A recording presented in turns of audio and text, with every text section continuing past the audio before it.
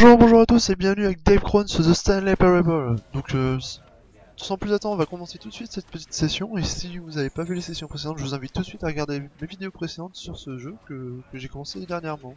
Bon allez zou, c'est parti.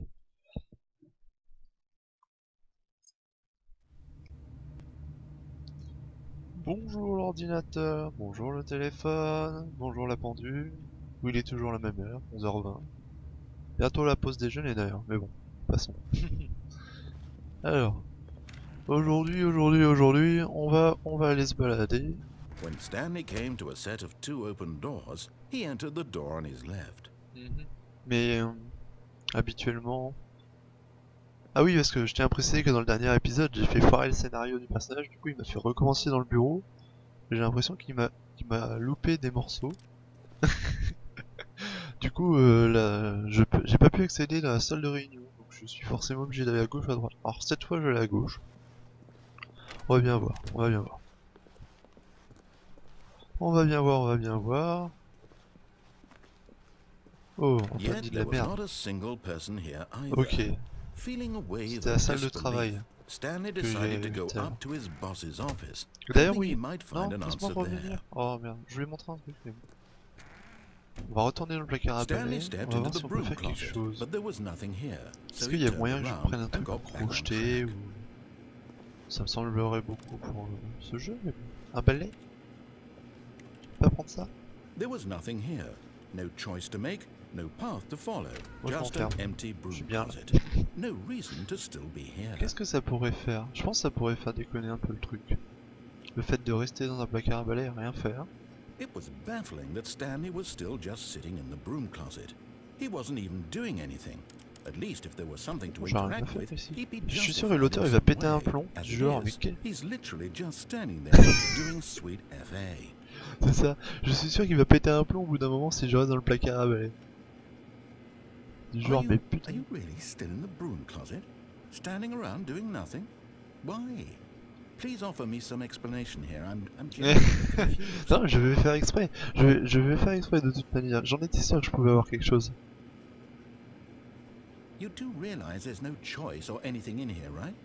If I'd said Stanley walked past the broom closet, at least you would have had a reason for exploring it to find out. But it didn't even occur to me because literally this closet is of absolutely no significance to the story whatsoever.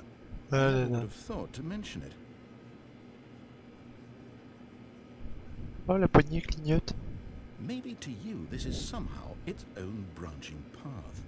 Maybe when you go talk about this with your friend, you'll say, "Oh, did you get the broom closet ending? The broom closet ending was my favorite." I hope your friends find this concerning.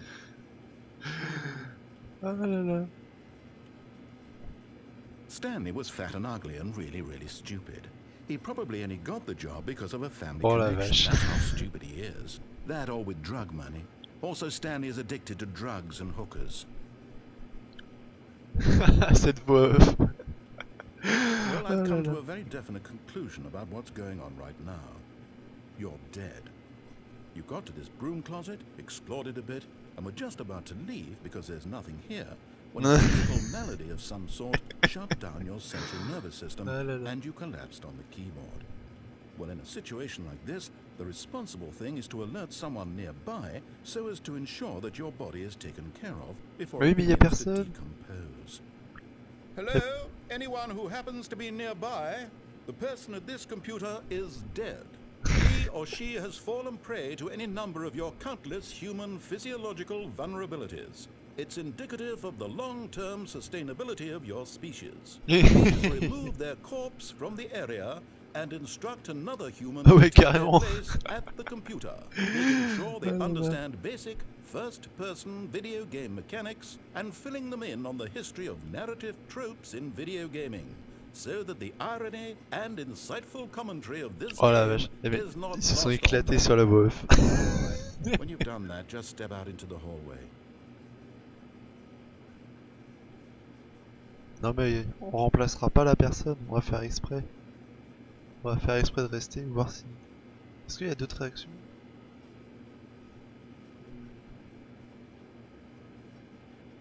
Je Je me pose la question vraiment s'il va y avoir d'autres réactions ou pas. Désolé de vous faire patienter, hein, mais... Est-ce que... Oh, je vais être obligé de sortir alors.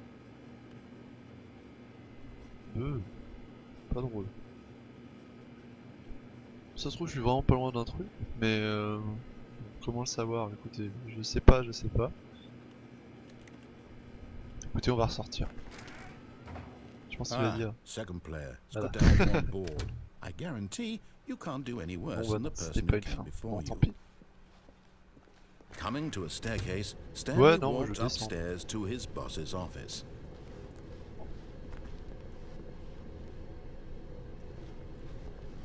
Je veux descendre. Je peux l'accéder? Non, je peux pas. Une voiture. Pour ça, je peux la prendre. Je peux pas fermer la porte. But Stanley just couldn't do it. He considered the possibility of facing his boss. Admitting he had left his post during work hours, he might be fired for that. And in such a competitive economy, why had he taken that risk? All because he believed everyone had vanished? His boss would think he was crazy. And then something occurred to Stanley. Maybe, he thought to himself, maybe I am crazy. All of my co-workers blinking mysteriously out of existence in a single moment for no reason at all? None of it made any logical sense. And as Stanley pondered this, he began to make other strange observations. For example, why couldn't he see his feet when he looked down? Why did doors close automatically behind him wherever he went? And for that matter, these rooms were starting to look pretty familiar. Were they simply repeating? No, Stanley said to himself, this is all too strange. This can't be real. And at last, he came to the conclusion that had been on the tip of his tongue. He just hadn't found the words for it. I'm dreaming! He yelled. This is all a dream. Oh, what a relief Stanley felt to have finally found an answer, an explanation. His co-workers weren't actually gone. He wasn't going to lose his job. He wasn't crazy after all. And he thought to himself, I suppose I'll wake up soon. I'll have to go back to my boring real-life job pushing buttons. I may as well enjoy this while I'm still lucid. So, he imagined himself flying and began to gently float above the ground.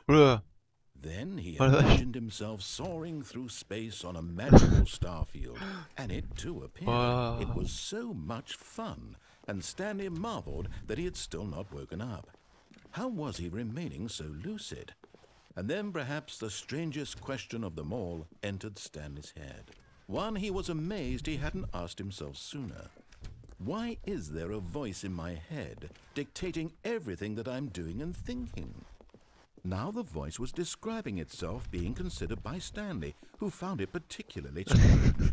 I'm dreaming about a voice describing me, thinking about how it's describing my thoughts, he thought.